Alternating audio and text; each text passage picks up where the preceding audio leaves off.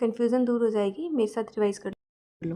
पहला क्वेश्चन है main function of CCS system. पहले तो सीसीएस का मतलब पता होना चाहिए। सीसीएस का मतलब होता है कार्बन कैप्चर एंड स्टोरेज।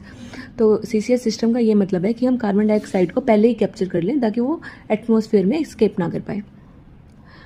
दूसरा टर्म है AM0। ठीक है, AM0, AM का मतलब है एयर मास और जीरो का मतलब होता है, जब AM0 मतलब ये आउट ऑफ स्पेस की बात करें, सैटेलाइट अर्थ के बाहर जो भी AM की वैल्यू 0 होती है। अगला टर्म है बेट्स लॉ लिमिट। ये रिलेटेड है विंड टरबाइन से और ये मैक्सिमम थ्योरेटिकल एफिशिएंसी बताता है कि किसी भी विंड टरबाइन की जो मैक्सिमम वैल्यू हो सकती है थ्योरेटिकली वो 59.3% है। ये वैल्यू याद रख लेना। अगला टर्म है ग्रॉस जीरो एमिशन। दो टर्म्स हैं, ग्रॉस जीरो, नेट जीरो। दोनों कंफ्यूज नहीं होना। ग्रॉस जीरो का मतलब होता है कि हम ये greenhouse effect specially carbon ये प्रोड्यूस ही ना करें। Primary components of syngas. Syngas के दो कंपोनेंट्स होते हैं, हाइड्रोजन और कार्बन मोनोऑक्साइड। अगला टर्म है net zero emission. Net zero emission में हम ये बोलते हैं कि जितना हम प्रोड्यूस कर रहे हैं कार्बन डाइऑक्साइड उतना ही एलिमिनेट भी कर दें एटमॉस्फेयर से। अगला है एनारोबिक डाइजेशन वर्सेस पायरोसिस। तो एनारोबिक डाइजेशन और पायरोसिस दोनों ही एब्सेंस ऑफ ऑक्सीजन में होते हैं। मेन जो डिफरेंस है वो एरोबिक डाइजेशन एक बायोलॉजिकल प्रोसेस है, वेयरएज पायरोसिस एक थर्मोकेमिकल प्रोसेस है।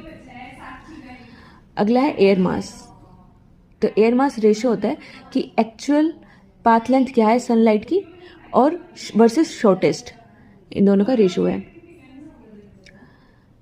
अगला टर्म है standard air mass for terrestrial PV testing. तो इसकी कंडीशन है, जो कंडीशन है टेस्टिंग की वो है AM 1.5 होना चाहिए और AM 1.5 पे जो जेनिथ एंगल होता है वो 48.2, ये भी याद रखना है। अगला टर्म है सोलर कांस्टेंट। तो सोलर कांस्टेंट अब एक मीन लगा लो कि मीन कितनी सोलर एनर्जी अर्थ पे आ रही है पर यूनिट एरिया, और इसकी वैल्यू अप्रोक्सीमेट फिक्स है 1361। फ्लक्चुएट होती है एक्चुअल डेली लाइफ में वैल्यूज डिपेंडिंग की लोकेशन क्या है, टाइम क्या है, वेदर कैसा है, बट ऑन एवरेज इससे ज़्यादा भी मतलब इसके आसपास ही रहती है। अगला है एनर्जी डेंसिटी ऑफ हाइड्रोजन। तो एनर्जी डेंसिटी ऑफ हाइड्रोजन जब मास के रिस्पेक्ट में बात करेंगे तो वो हाई है, बट वॉल्यूम के रिस्पेक्ट में बहुत लो है।